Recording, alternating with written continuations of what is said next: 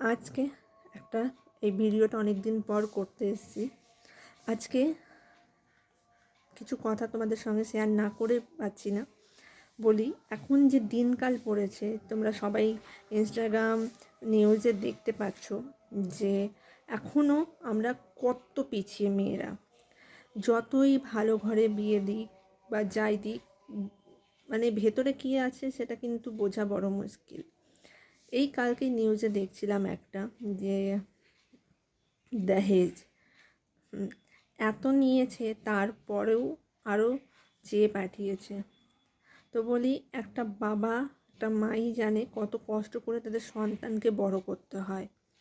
একটা মেয়ে সন্তানকে তারা অনেক স্বপ্ন সাজিয়ে গুছিয়ে কিন্তু অন্য ঘরে দেয়,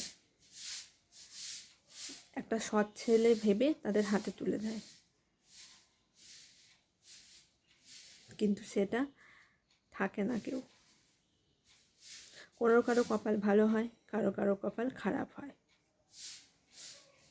এটাই বলি যে নিজে পরিশ্রম করুক, কারণ তারা ভুলে যাচ্ছে তারা যে যাদেরকে বিয়ে করে তাদের থেকে যে সন্তান হবে, তারাও মা বাবা হবে, তারাও ছেলে মেয়েকে বড় করবে, তাদের ছেলে মেয়েরাও অন্য ঘরে যাবে। তবুও এই জিনিসটা ভুলে গিয়ে এরকম অন্যায় হতেই থাকে মেয়েদের প্রতি। তাই মেয়েদেরকে সেইভাবে নিজের পায়ে দাঁড় করিয়ে তারপর অন্য ঘরে দেওয়া উচিত। একটা বাবা কিন্তু সারা জীবন পরিশ্রম করে সঞ্চয় করে রাখে তার মেয়েকে সব কিছু গুছিয়ে অন্য ঘরে দেবে,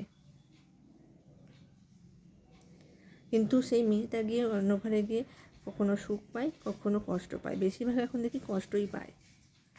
এই জিনিসটা এখনও গেল না। এত আইন বেরোলো, এত আইন বেরোলো, তবে এই জিনিসটা আমাদের মানে সমাজ থেকে গেল না জিনিস দেনা পাওনার বিষয়ে।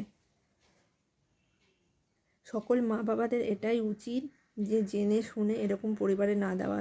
ছেলেরা গরিব হোক, সৎ হোক, মেয়েটাকে হাসি খুশি রাখুক, এই দেখেই দেওয়াটা উচিত, যাতে সন্তানটা সেফ থাকে। সন্তানই যদি না থাকে, সন্তানকেই যদি কেড়ে নেয়, তাহলে এটাই তো হচ্ছে এখন।